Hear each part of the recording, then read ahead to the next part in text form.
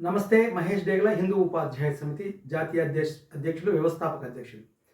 జనవరి 5వ తారీఖు విజయవాడలో దుర్గమ్మ సాక్షిగా పాదాల కింద ఏదైతే హైందవ సంకారం విశ్వ హిందూ పరిషత్ ఆధ్వర్యంలో నిర్వహిస్తున్నటువంటి సభకు హిందూ ఉపాధ్యాయ సమితి పూర్తిగా మద్దతిస్తుంది.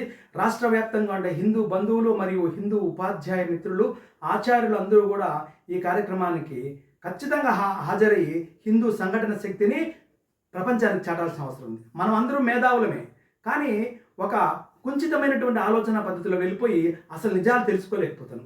ఒక చిన్న ఉదాహరణ చెప్తాను.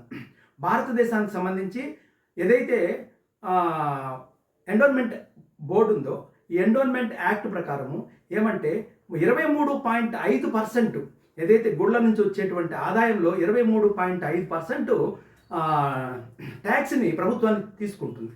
దీన్ని వివిధ రూపాల్లో అభివృద్ధి కార్యక్రమాలను అనొచ్చు, లేదా ముస్లిం తర్వాత అల్పసంఖ్యాక వర్గాల సంతుష్టీకరణ పేరుతో ఇతరులకు కూడా ఇవ్వడం జరుగుతుంది. అదేవిధంగా ఏ మసీదు నుంచి కానీ చర్చి నుంచి తీసుకోవటం లేదు. ఇటువంటి పరిస్థితి మన హిందూ ఆలయాలపైన ఉంది. కాబట్టి ఈ ఆలయాలను విముక్తి చేసేదానికోసం చేస్తున్నట్టు ఈ శంఖారావాన్ని హైందవ చైతన్య శంఖారావానికి హిందూ బంధువులు, హిందూ ఉపాధ్యాయ ఆచార్య మిత్రులందరూ పాల్గొనాల్సిందిగా కోరుతున్నాను. హిందూ ఉపాధ్యాయ సమితి పూర్తి స్థాయిలో దీనికి మద్దతుగా ప్రకటిస్తోంది.